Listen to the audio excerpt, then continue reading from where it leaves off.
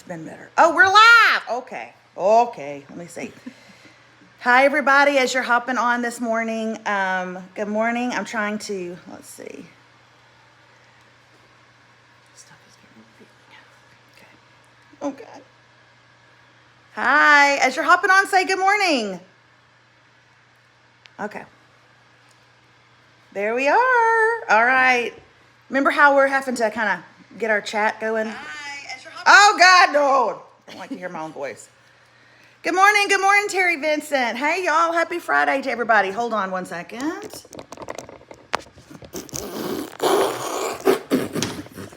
Dude, I'm going to try something. Everybody's going to get dizzy. Well, I was going to try to prop my phone up on that, but look at me with Kel, okay? Hi, guys. Good morning. I'm going to have to keep this down here. Okay. So hi, everybody. We are in Nashville this morning, and I'm here with one of my best friends on the earth. This is Kelly Hankins. Kelly, you got to sit up, Queen. I'm sure. Kelly, this is making you look like when you get off, you are 4'2", and you're not. I'm scared. What is going on with us? I don't know. You are actually above me. I'm going to come down like this. Okay. Well, good morning, everybody. Yes, Genevieve says your house is beautifully decorated. Thank you. And honestly, we're not even showing you the pretty parts. Like, I could take you on a tour, and it's every room is decorated. She has 4 trees put up. Ask her how many she put up. You did one of them? I thought you did 0. No, the one in my room. The one in your room is 4 foot tall. Well, it is a baby tree. It's our sentimental tree where we put all the kids' special ornaments from my mom who's passed away, that kind of thing. But yeah, the 3 big ones, yeah, they're all Mike. Yeah, her husband does them all for her. She's got a tough life. It's ridiculous. It's ridiculous, but he's good. Kelly, you look like Barbara Mandrell with your makeup on. This is not the first time you have heard every that. Every time I get on here with you guys, somebody says I look like Barbara Mandrell. I know. People say that to her all the time. She hears that a lot. Kelly says, I'm catching a live, but I'm sitting in school and I shouldn't be. Yeah, you probably shouldn't be. Okay? I'm going to get real loud here in a second just to get you in trouble. Good morning, Vicki. Good morning, Terry. Good morning, Julie. They're saying, welcome, Kelly. Look at you, blonde bombshells. Isn't that the truth? So we came in yesterday. We landed about 1 o'clock. Kel was there to pick us up. It was me and David and Remy. And she brought us back home. Well, we grabbed some lunch. She brought us back home. And we ended up having the nicest, sweetest evening. Our other good friends, Carrie and April, came over. Obviously, Rhonda didn't because she's getting ready for the wedding. And we had turkey chili and cornbread, which, by the way, side note, have you ever seen anybody eat so much cornbread as David? Her husband David was like, I'm going for more cornbread. I'm going for more cornbread. There's still some. I thought he might eat it for breakfast. He was packing it on like it was cake. It was good cornbread. Well, it was good, but I wouldn't say let's eat it like a dessert. I mean, he had big old pieces. But anyway. Which, of course, was Mike's doing, too. Mike is a wonderful cook. And so we sat around and just drank wine and talked and laughed and had such a great time. Went to bed, woke up, and now our day begins. We'll do this live for the next 30 minutes, and then we will hit the ground running. We're taking Remy to see Vandy today, and y'all need to pray for us that here's what we have prayed. God, either let her love this school, because she's always loved Vandy, right? It's kind of her dream, her reach school. Let her love it so much that it kicks her tail into high gear, and she decides, I'm going to work for it, I'm going to get there. Or let her hate it, because we're tired of I kind of want to be smart, I kind of want to be attractive. I kind of want to be brilliant, I kind of want to be alluring. I mean, she doesn't quite know what she wants to be. She's 17. And then tomorrow, and then after that, they go straight to Knoxville, and I have dinner with another girlfriend tonight, and then we have the big wedding tomorrow. So David and Remy are actually here, and they may make an appearance at any moment. I don't know. But I asked Kelly to get on today, and normally on Fridays, we have Pop Culture Fridays, Kel, where we talk about podcasts we're listening to and books we're reading and shows, and we just talk pop culture. Mm-hmm. But I never get to have Kelly on. And the last time that you guys saw Kelly, Kelly and I laugh and cut up, and we could sit here and do that for a very, very long time. I mean, this YouTube, the Radke Show could be an hour today, and it would just be us laughing and sharing memories. But sometimes you know when your friend has a story to share and you want them to share it. And so I hope that you guys will welcome Kelly today, and you'll welcome a side of her that not everybody gets the honor to see. And it is a side that Kelly, it is a season of her life that she walked through right after I moved home. So I didn't get to walk this out with Kelly like I wish that I had been able to. Oh, but I've heard stories, and I love this story. And so I want to let Kelly talk to y'all on a more serious, welcome Kelly, they're saying, on a more serious note this morning. I want her to be able to share her heart. Now, we have a lot of people that watch us that are faith-filled people, and they understand the things of God, and they're going to eat this story up. And we have some that don't, and they don't want anything to do with God. They've been hurt in the church. You're still going to love this story because of the person that's sharing it. So, without further ado, Kel, I'm going to interview you today like we are professionals. I'm not a professional. I'm a little nervous about this. I know. This is my first time like talking about this in a public way. And I'm sure there'll be more of these, but I'm like, so bear with me, y'all. And it couldn't be with a sweeter group of people, a kinder group. They listen, they are active, they ask questions. And so, and as I always wanted when I first started speaking, they're very forgiving if you mess up or whatever. But Kelly, you are not an author. No. And yet you wrote a book. Mm-hmm. It hasn't come out yet. She's finishing up they're starting to work on like marketing team and all that kind of stuff. But Kel wrote a book, and they self-published it, and it's coming out. And I want you to tell us, first of all, what is it? What's it about? Well, the title of it is called The Slaying of a Princess, and it should be out around, I'm thinking maybe springtime. It took me 3.5 years to write. Mm-hmm. But it was something like she said, I'm not an author. I really don't consider myself a writer at all. But it's just something it was part of my story I felt needed to be shared for the sake of others, really. Hard story to share, for sure. Mm-hmm.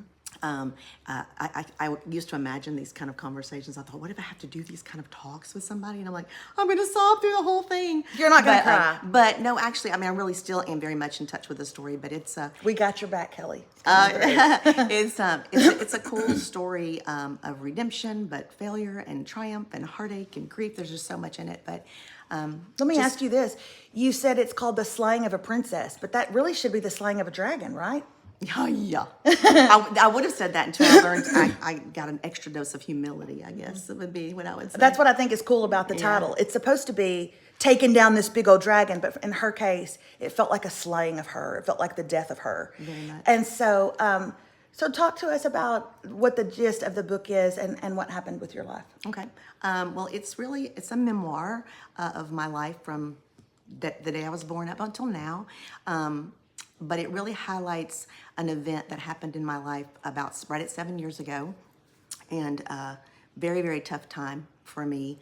It was a time where life was great. I was enjoying the best of blessings.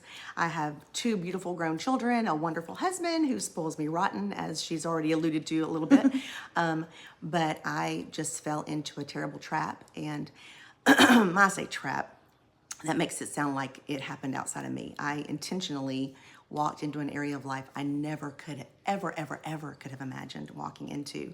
And it was at that point in time, back in 2016, I was unfaithful to my husband. Mm-hmm.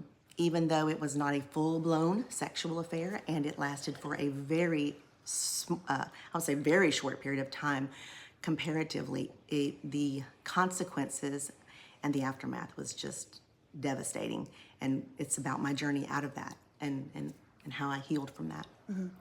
And so a lot of times when a woman, because I interview a lot of women, I read a lot of women's books, I'm in that circle, and this I know, a lot of times when we hear a woman say, I had an affair and I wrote a book about that,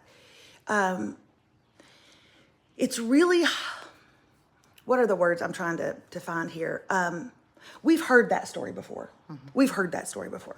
But what's interesting about Kelly's is that Kelly was a professional. Kelly had a life well put together. Kelly was not very shallow in her faith. Kelly was deep in her faith. Kelly had grown kids. And Kelly, tell them what your profession was at the time. Just a Christian counselor. And I did, ironically, I have done a lot of counseling with kids and teenagers and families and couples, but mainly since being in Tennessee, it was all couples counseling. I have walked so many couples through the healing of infidelity. And although we should always know, wow, there but for the grace of God go I, we should always have that in mind. Still just the last thing in the world I ever thought I would go through. I just can't imagine it.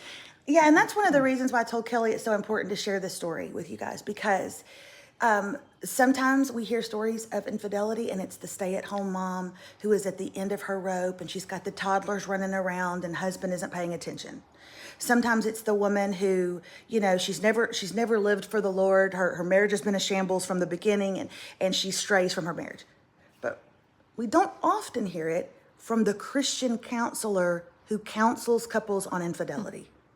And I think because of that, that left you open to whatever Satan wanted to do in your life. So talk to them about the fall, the war, talk to them about what happened. The aftermath.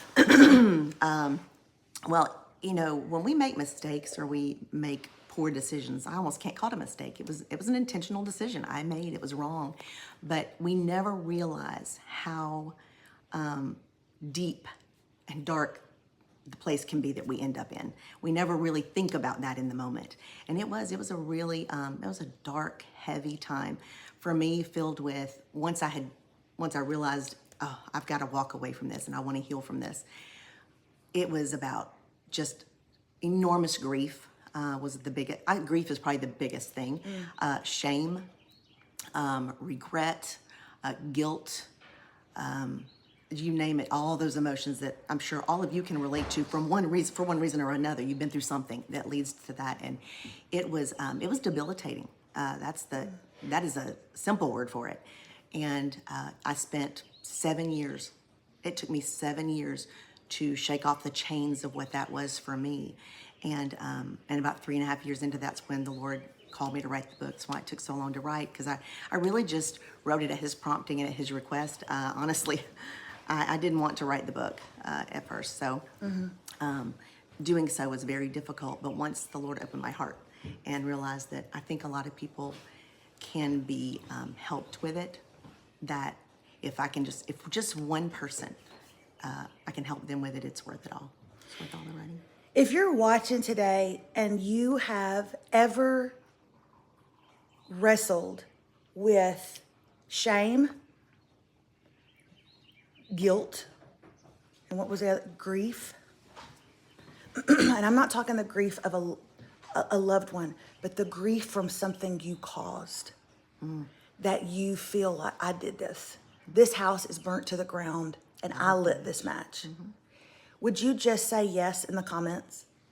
And maybe you want to say it was grief, or it was shame, or it was doubt, or it was regret, or would you just say yes in the comments? Because I know that there's a lot of women that watch this show, and this is, that they're identifying with this right here. Oh yes, pain of regret, it weighs tons. Yes, I absolutely have. Yes, thank you, Angela. Thank you, Liz. Thank you, Lacey. Yes, thank you, Andrea. As nervous as Kelly is to talk about this, I know that there's women who need to hear it. So Kelly, go deep with us in the inner workings of your heart and your marriage when it was time to rebuild what you had broken. Well, I mean, that's a big, broad question, because our family was going through so much, and you know, our family felt intact before all of it, but really, when I exposed, because I just came clean to Mike and told him, and there's a whole storyline to that, but confessing it before him, asking for his forgiveness and all that, it did open some doors to help us. It revealed some things kind of behind the scenes that we really needed to work on in our marriage and in our relationship. And that's a whole other storyline too. But I tell you, I still, with all his flaws, I still married the greatest man on earth. No offense to your husband, David. None taken. I also agree you married the greatest man on earth. I mean, he's really great. If when the book comes out, if you read it, you will see, because I give a million examples of how he responded to my acts of humility and seeking for forgiveness. I mean, he just did. I don't think it was hard enough on me to begin with, but we did still have to go through a transition phase of healing and just, I don't know another way to say that. It's just healing from it all. Were you angry at God? No, Never no, once, even in never once. even in the most desert places of your soul, when you had just come to the end of yourself and you felt like you were destroyed, you were never mad at him. Like, how did you let this happen? You didn't protect me. No, I didn't, because when you read the story, there are so many ways that God was trying to protect me. He was trying to go before me in that road and stop this. And I managed to, not even knowing about what was ahead, I managed to intellectualize and reason why, I don't need to do that. I don't need to. And he was trying to put roadblocks, and I kept clearing them out of the way, and I kept going. So no, and that's kind of not my bent. I've just been raised in a Christian home, and I've just had a very deep love relationship with Jesus for my whole life. And so no, it wasn't that. I was devastated in my spirit that I had disappointed the Lord. That was me. I just that was big, just the disappointment. And I would think oftentimes through the healing, I would think, oh, the Lord was right there in that moment when I was doing such hideous, heinous things. And that was hard for me. But also, part of the healing journey was learning to receive forgiveness and learning to give it.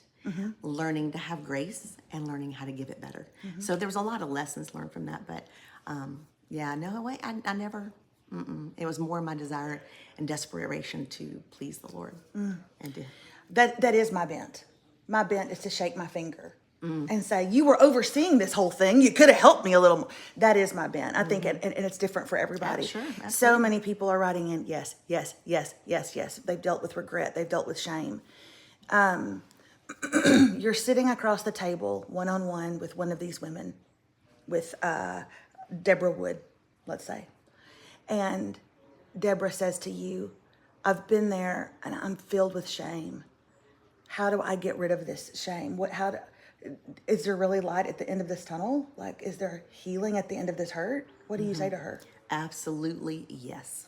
And I think that's one of the biggest parts of why I'm writing the story, is to let people know that if you do find yourself in a place where you're just overwhelmed with whatever's happened to you, sometimes it might not be something you did. It might be something that's happened to you, and you might feel like you can't get out from under it, and there's no way out, and the darkness will never lift, and the sun will never shine again. And absolutely it can. There's a lot of pieces and components to that. And of course I come at it, I was a Christian counselor, so I come at it from a Christian perspective, and I realize that that's not everybody's worldview, but at the same time knowing that you are worthy of forgiveness. You are a person who is loved, you matter, and you have, whether you realize it or not, you are set apart for a divine purpose. And if you stay in a place of shame or guilt or regret for too long, you can lose the awareness of just how important it is for you to truck on, because people need you, and they need to hear your story. We'll talk about that in a minute too. And well, that leads me to my last question with Kelly. And we were talking last night about this. Let me see what that question. Oh, Denise Harlan just had a great question, and then it went away. But I didn't see it. I'm sorry, Denise. You can repost it if you want. But as we were talking last night, we were just about to finish, and she was just kind of saying, well, what are you going to ask me? What are you going to ask me? I got to prepare. I'm like, no, you don't. You've lived. Denise asked, what made you make that decision? What made you make that decision? And I'm assuming what she means is The bad one or the decision to walk away from I don't know, but let's start with what made you make the decision when you had such a good man, is what she said. That is a very, very deep question, in the sense of that's a hard one to be concise about, but basically I had some vulnerabilities within me that I wasn't even aware of. And it really didn't have to do with Mike. That really wasn't it. It goes into a lot. Which I believe is why her story starts when she was smaller, at some trauma that happened in her childhood. Don't you think that all of these things play this domino effect in our life? They do. And then I think in the 5 years just prior to it all, I had experienced a lot of different wounds: church wounds, friendship wounds, family wounds. And in fact, I wrote them out one day because I was giving myself a counseling session for myself.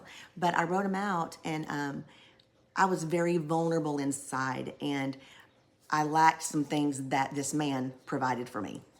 It really wasn't your traditional, oh, her husband's not giving her attention and I am. It wasn't. He actually was just meeting an actual inner psychological need of feeling appreciated and like I'm smart. And it was more that. It really didn't start out with anything like romantic. In fact, for the longest time, I mean, I kept it in my head. I mean, I really didn't engage in, and this man engaged and solidified, and I freaked out, and it turned on a real mess. But it was really things lacking inside of me, which, I mean, we really need to be self-aware and always checking out what's going on, making sure we're healing truly from each thing we go through so we're not left vulnerable for the next thing.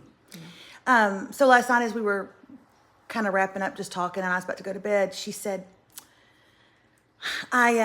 she was talking about, she bought a domain name the other day, and it was called like, don't go to it because it's not like done yet. It's like when people buy a website or a domain name and then they got to get the website up to go. And so, but it was like share our stories, dot whatever. And I said, well, what's that about?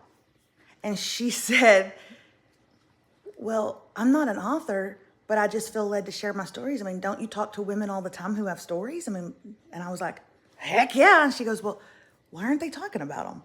And so powerful about your story, I mean, or about you, is your ability to encourage and say, come on, let's all go. Let's all do this. So talk to me about that. Well, it kind of came to me one night. I was having dinner with a friend who had read the manuscript before I sent it to the publisher right before.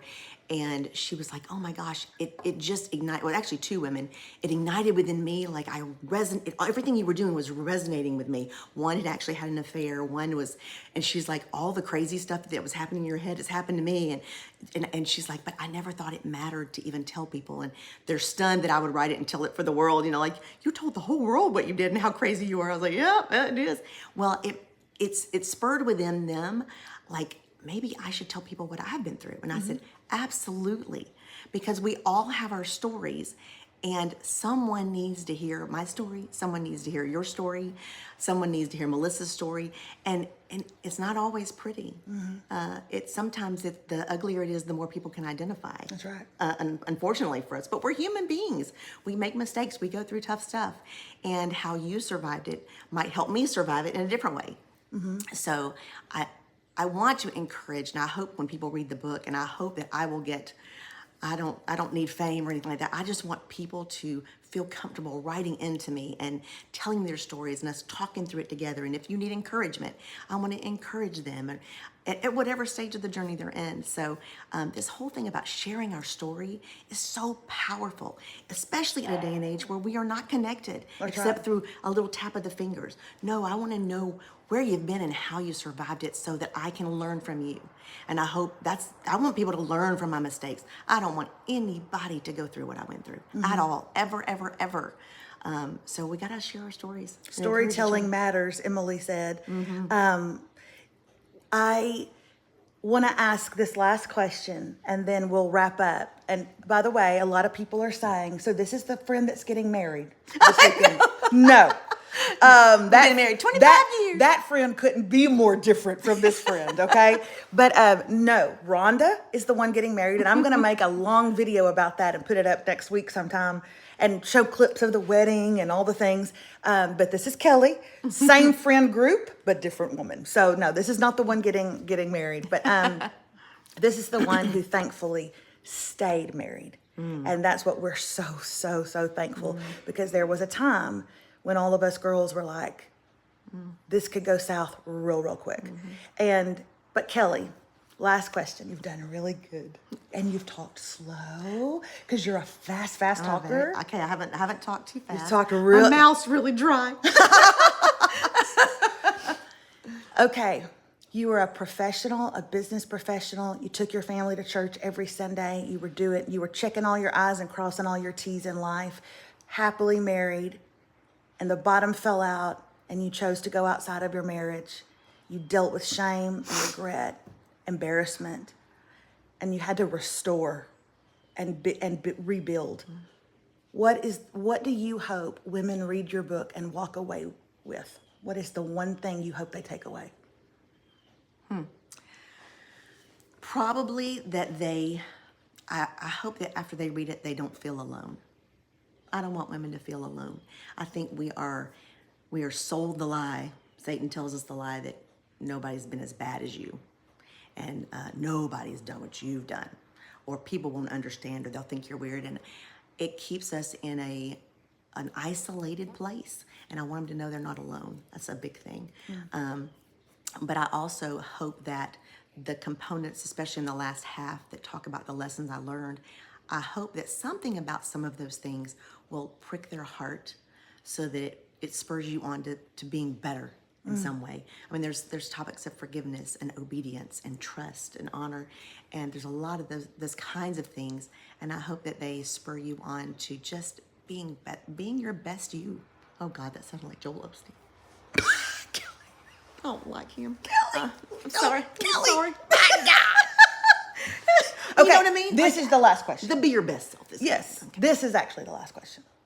I wasn't supposed to say that. It's fine. You say a lot of things you're not supposed to say. What do you hope is the takeaway for them with God? What do you hope is the thing that they walk away knowing about God? That you are immensely loved by God, and that no matter what you've done or gone through, you're never too far that he's not going to come get you. And there's a lot, oh my gosh, y'all, there's a lot of stuff in there about God's pursuit of you. And man, if you can grasp that, I think it'll change your life. I mean, he's in hot pursuit after you because he loves and adores you, and it doesn't matter. It doesn't matter what you've been through. It just doesn't. And that you can receive and understand and really grasp, your value and your worth, and that he adores you and loves you and wants to give you more. You did it, Kel. You talked about it publicly for the first time. Everybody say, yeah, Kelly. Oh my gosh. I was so happy to have her on today to talk about this. And there's going to be a lot of people that watch this, Kel. Can I say one more thing? Oh, God. Give her an inch. Give her an inch. Well, it just came to me. And, I feel a little funny, like, even in doing this, I feel like it's like a promo. And I'm like, ooh, I don't know, like for the book coming out. Yeah. And that makes me feel funny because it sounds like I'm promoting me. Ooh, go look at my book. I want y'all to know that, I mean, this was an act of obedience to write this book. But also I want the purpose of this is to get the word spread so that people can be encouraged and loved on and that kind of thing. It is not so somebody will buy my book. And because of that, I do want them to know that spread the word, because when it does come out, every single penny, this is not I don't have this big corporation, but every penny that comes from the sale of that book is going to go to needy or help charities or anything like that. So this isn't about me. None of this is about me. It's all about the Lord and hopefully like sharing and just loving on people. So she told me that last night and I had no idea. And I thought for a second, should I do that with my book? But I didn't even spend another second thinking about it. God hadn't called me to do that. I thought that was so cool of her. So they are saying, thank you, Kelly. Kelly is precious. I could listen to her talk for hours. Wonderful. That was beautiful. That was authentic. Your authenticity is what shines through. Y'all are sweet. Thank you for sharing your story, Kelly. Thank you. I love you. You did wonderful. Yay. And thank y'all for watching the Radke Show this morning. Sorry if we kept you long. Come on. Come here, Come Rooster. She almost busted right in. I had to put my hand up and so stop beautiful. her. I saw that she was talking about that, so. Hi. Good morning to the little girl that's going to Vanderbilt. Woo, woo, woo. Can she do it? I don't know. I can. Can you? Mm-hmm. Can you tell I put a lot of makeup on? You did put some makeup on this morning. How come? You look beautiful. I just want to look good. Well, baby, you always look good with or without it, but I like it. But I mean like for Vanderbilt. Oh, okay. She can meet Mr. Right running down in my house today. That's right. One of them never Vandy know. boys. I'm just saying. They have money. Do they? Then by all means, let's sign her up. Hey, we're just kidding. They're saying hi, Remy. All right, love you guys. Have a wonderful day. Thanks so much for watching the Radke Show, and we will see you on Monday. Peace and love. Bye. Peace and love. Joel Osteen. What's next? That wasn't good, was it?